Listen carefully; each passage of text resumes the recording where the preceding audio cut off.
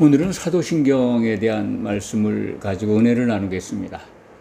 사도신경은 기독인이라면 누구나 다 거의 다 암송하고 있다 이렇게 봐도 될 것 같습니다. 예배에 참석하시는 분들은 늘 사도신경을 통해서 신앙 고백을 드리고 예배에 임합니다. 이 사도신경에 관한 내용들을 신약성경을 주목해서 보신 분들은 참 합당치 않은 문장이 여럿 있다 하는 걸 알게 될 겁니다. 그렇게 생각하는 분들도 많이 있습니다. 그런데 이걸 2000년이 지나도록 물론 사도신경이 오늘날 우리가 갖고 있는 사도신경이 3세기 4세기경에 완성이 됐다고 하니까 2000년은 안 됐습니다만 너무나 사도들이 기록한 성경과 다른 그런 말씀들을 사도들의 신앙 고백이라고 이름 붙여서 우리가 암송하고 있는 건 참으로 모순이 아닌가 그렇게 생각을 합니다. 개신교는 옛 사도신경뿐만 아니라 새번역 사도신경이라는 것을 만들어서 하고 있습니다만 그 바꾼 내용도 성경적이지가 않습니다. 가톨릭도 올바로 바꾼 부분이 있는데 그것조차 따라가지 않습니다. 가톨릭 사도신경은 처음에 이제 우리가 개신교가 대부분 채택하고 있는 사도신경을 이제 했습니다만 얼마 전부터 그들이 이제 사도신경을 바꿨죠. 그걸 먼저 말씀을 드리면 가톨릭 사도신경 첫 번째 앞부분이 그들은 이렇게 바꿨습니다. 전능하신 천주 성부, 천지의 창조주를 저는 믿나이다. 이렇게 바꿨습니다. 창조주 성부를 믿나이다. 이렇게 돼 있어요. 그런데 그게 성경적일까?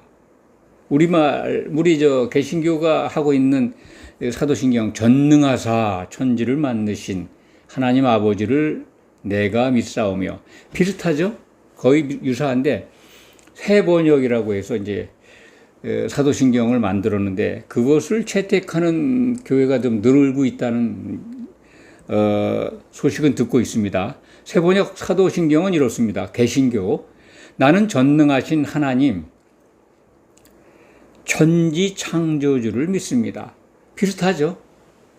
이게 창조주라고 들어가 있는 부분은 조금 우리가 지금 흔히 쓰고 있는 옛 사도신경에서는 좀 진행이 됐습니다. 앞으로. 그러니까 바로 잡혀간 모습은 찾을 수 있습니다. 창조주라고 이름했기 때문에.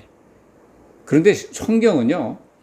창세기 1장을 보면 하나님은 창조도 하셨고 제조도 하셨습니다. 만드신 일도 있습니다. 제조도 하고 창조도 하고 그렇기 때문에 이 부분은 가톨릭 사도신경이나 새번역 사도신경 모두 정확하지가 않습니다.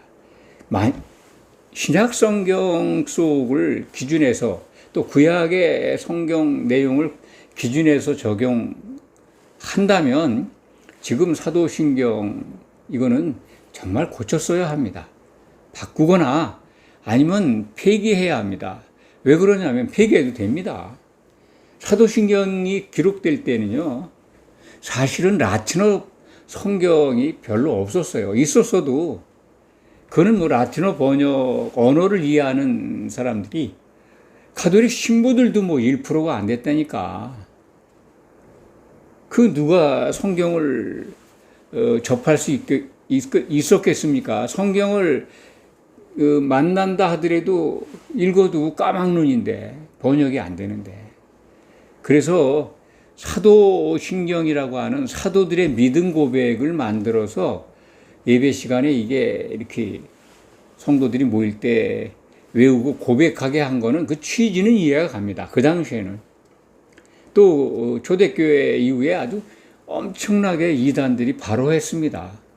그래서 사도들의 말과는 전혀 다른 복음을 전하고 미혹하는 일들이 있기 때문에 하나님께서 귀하게 부르신 성도들을 보호하기 위해서 교회 지도자들이나 성경학자들이 연구하고 다듬어서 만든 게 사도신경인데 그 믿음 고백을 해야 정통교단이다라고 인정을 하겠다. 그 사도신경을 기준으로 이제 이단으로 정죄하고 그랬다는 기록이 있습니다. 그래서 그런 사도신경, 사도들의 신앙 고백을 만들어서 그것을 기준해서 믿음 생활을 유도하고 그렇게 하도록 하는 것 취지나 그 시대의 상황은 이해가 갑니다만 이제는 이거 틀리게 할 바에는 성경과 다르게 가르칠 바에는 없애버리는 게 낫습니다. 왜냐하면 사도들의 말 온전하게 기록되어 있는 적어도 참 여러 가지 버전이 있지만 신약 성경이 우리에게 주어져 있지 않습니까? 성경 66권이 기록되어 있는 개신교를 기준하면 성경 66권이 우리에게 얼마나 많은 곳에서 우리가 쉽게 접할 수 있습니까? 그러니까 하나님의 뜻과 목적과 복음의 내용들을 쉽게 접할 수 있습니다. 굳이 주문 외우도 사도신경 그냥 뭐 그 잘못된 거 앵무새 외우듯 안 해도 됩니다. 하려면은 올바로 적어도 신약 성경을 기록한 사도들의 시각에서 그들의 기록한 말씀을 적용해서 올바로 고쳐야 합니다. 제가 중요한 것들을 이렇게 읽어가면서 옛 사도신경이죠. 우리가 지금 보편적으로 하고 있는 사도신경 그걸 읽어가면서 부분 핵심적인 것만 짧게 멘트하겠습니다. 전능하사 천지를 만드신 하나님 아버지를 내가 믿사오며 천지를 만들었다는 것 아주 잘못된 거죠. 하늘과 땅을 창조하셨습니다. 창세기 1장 1절 이것과 다른 거 아닙니까? 창조입니다. 창조. 만든 거는 제조죠. 그게 무슨 차이가 있느냐 그러는데 만드는 거는 성경적 언어로 따지면 원재료를 갖고 만드는 겁니다. 창조는 원재료 없이 하나님의 생각에 의해서 나타난 겁니다. 엄청난 차이죠. 그래서 천지를 창조하신 그리고 만든 것도 있습니다. 제조한 게 있어요. 아담도 제조하잖아요. 흙으로 빚지 않습니까? 그러니까 창조하시고 만드신 이렇게 바뀌어야죠. 어떤 문장이 됐든. 천지 할 때 이 천지도 또한 사실은 헬라 말이나 히브리 말에는 하늘이라는 단어는 항상 쌍수입니다. 보이지 않는 하늘과 보이는 하늘 두 개가 포함된 언어입니다. 그래서 하늘들로 우리말로 번역을 하면 이 복수의 하늘로 기록을 해야 합니다. 하늘들과 땅을 창조하시고 만드신 뭐 이렇게 표현해야 정확한 표현이고 보이는 하늘과 보이지 않는 하늘에 대한 그 이해를 사도신경에서부터 알려줘야 합니다. 그렇지 않습니까? 보이지 않는 하늘이 엄연히 존재하는데 그 속의 공간에서 보이지 않는 하늘에서 이동하고 있는 여러 가지 천사들의 움직임, 더러운 영들의 움직임, 마귀의 활동 그런 게 있지 않습니까? 존재하지 않습니까? 그것을 인정해야 합니다. 하나님 아버지를 내가 믿사오며 사실은 천지 창조는 삼위일체 하나님이 하셨습니다. 엘로힘이 하셨습니다. 창세기 1장 1절에 히브리 말 기록을 보면 엘로힘입니다.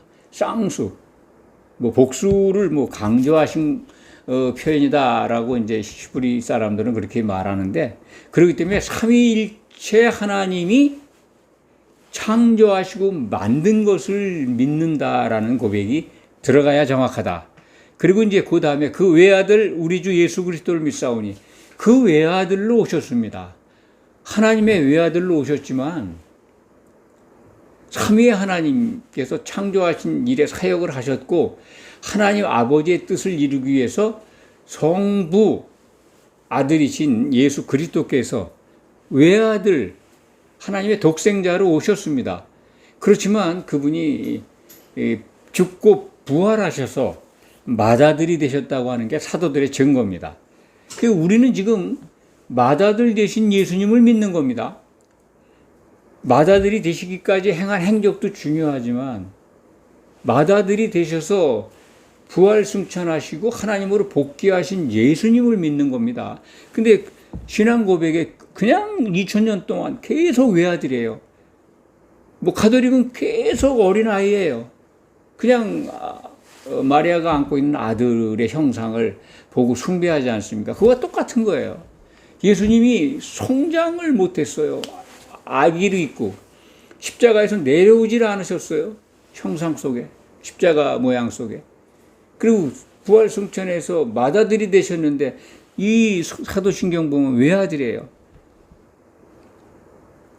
가톨릭 성경에 아직도 그들이 바꿨지만 외아들, 그 외아들 우리 주 예수 그리스도님 이렇게 고백을 하고 있습니다. 독생자인 건 분명한데 이제는 동생들이 만들어지고 있는 과정에서 맏아들로 신분이 바뀌었다 하는 것을 신앙 고백에 넣어야 된다 하는 말씀을 드립니다. 이는 성령으로 잉태하사 동정녀 마리아에게서 나시고 성령으로 잉태되셨습니다. 그런데 이제 잉태했다는 것은 자기 스스로 잉태했다는 표현이잖아요. 사실은 수동이죠. 성령에 의해서 잉태가 된 거죠. 그러니까 잉태하사가 아니라 되사. 이런 세밀한 부분까지 후진들을 위해서, 믿음의 후배들을 위해서 올바로 바꿔줘야 합니다. 동정녀 마리아에게서 나신 것, 처녀인 몸에서 나신 건 맞는데 성경적 신약 성경을 정확하게 기준한다면 여자에게서 나신 겁니다. 갈라디아서 4장 4절에 기록되어 있죠. 여자에게서 나셨다. 마리아가 중요한 게 아니에요. 마리아를 하나님이 선택하신 거예요. 마리아가 무슨 특별하게 선한 여자, 보편적으로 하나님이 쓰시기에 합당한 여자에게는 틀림이 없지만은 이 동정녀가 죽을 때까지 동정녀로 사용하는 가톨릭, 그들의 의도에 의해서 사도신경이 이용되고 있다라는 생각을 지울 수가 없습니다. 마리아는 무흠 처녀로 승천했다는 겁니다. 그래서 승천 기념일까지 만들었잖아요.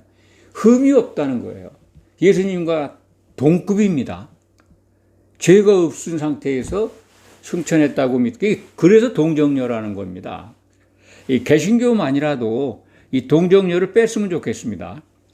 본디오 빌라도에게 고난을 받으사, 이 부분은 카톨릭도 이렇게 바꿨습니다. 본디오 빌라도 통치 아래서 고난을 받으시고, 본디오 빌라도 통치 아래서 고난받은 게 맞습니다.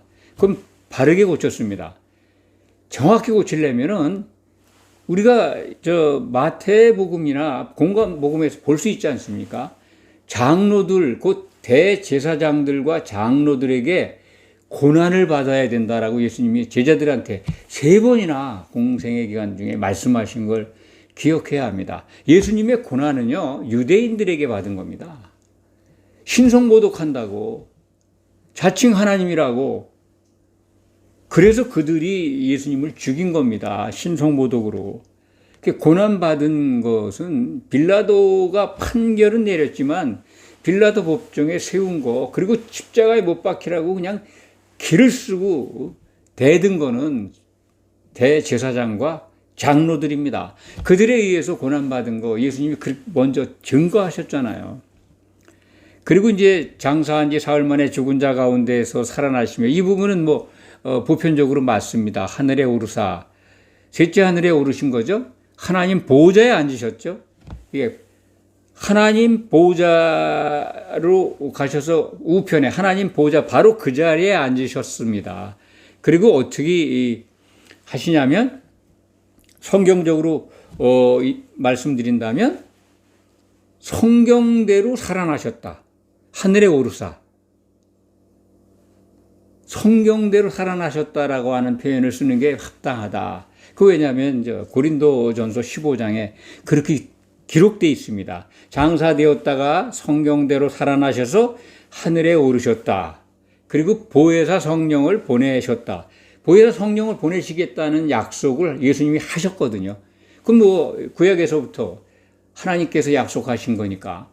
그리고 예수님은 내가 가야 보혜사가 오신다라고 하는 걸 제자들한테 일러주셨습니다. 그래서 보혜사 성령을 예수님이 복귀하셨습니다. 그래서 예수님이 약속대로 보혜사 성령이 오셨습니다. 보혜사 성령이 오신 것은 곧 예수님이 하늘로 올라가셨다는 증거입니다. 왜냐하면 예수님이 가야 보혜사가 오시니까요. 이 부분을 사도신경에 넣었으면 하는 게 저희 바람입니다. 그리고 이제 거기로부터 살아있는 자, 죽은 자를 심판하러 오시리라. 그 부분은 이제 죽은 자와 거기라고 하는 게 이제 셋째 하늘이죠. 보호자로부터 이제 공중으로 내려오신다는 표현인데 주 안에서 죽은 자와 산 자를 선악간에 심판하러, 선과 악을 심판하러, 심판 앞에 이제 선악을 심판하신다고 하셨으니까 그 부분을 자세하게 넣어주고, 그리고 공중으로 오신다. 공중 강림에 대한 것을 고백하게 해야 합니다. 이 부분이 이제 개신교가 통일이 안 돼 있죠. 공중으로 오셔서 지상 재림한다라고 하는 해석을 하기 때문에 이 부분을 채택하기에는 어려울 거라고 봅니다. 어쨌든 성경은 공중으로 오신다라고 기록하고 있습니다. 또 성령을 믿사오며 그러는데 성령이 하나 되게 하시는 분이라는 걸 구체적으로 넣었으면 좋겠다. 에베소서 4장 3절 성령이 하나 되게 하시는 것을 믿는다. 그 다음에 이제 성도 거룩한 공교회와 성도의 교제와 뭐 이렇게 거룩한 교회와 성도가 서로 교통하는 것과 이렇게 표현인데 카톨릭은요 이 교회와 성인들의 교통을 지칭한 겁니다. 성인. 자기들이 추앙한 성인들이 죽었지만 그들이 하늘에서 서로 교통한다는 것을 고백하게 한 겁니다. 사실은 우리가 하고 있는 이 살아있는 성도들이 서로 교통한다는 그런 의미보다는 자기들이 추앙한 성도들이 교통해서 뭐 연호에 가 있는 성도들을 또 좋은 데로 옮기는 데 역할을 한다. 성인 추앙을, 성인 추기를 만들어서 그렇게 숭배하는 거예요. 마리아가 또 중보기도자라고 해서 마리아를 그렇게 숭배하는데 이런 부분들, 카톨릭적 교황의 시각에서 쓰여진 이 사도신경 정말 빨리 바꿔 써야 합니다. 고치든지 아니면 아예 성경이 보편화됐으니까 폐기 처분하든지 그렇게 하는 게 마땅하다고 저는 생각합니다. 죄를 사하여 주시는 것과 몸이 다시 사는 것과 이 부분은 뭐 비슷하다고 봅니다. 성도가 교통하는 부분을 제가 좀 더 설명해야 될 것 같습니다. 성도가 교통하는 것을 통해서 성도가 연합해서 하나 되는으로써 교회가 이게 세워지는 부분이 에베소서에 기록되어 있죠. 에베소서 4장 16절 내용을 좀 넣었으면 좋겠다는 표현을 추가로 드립니다.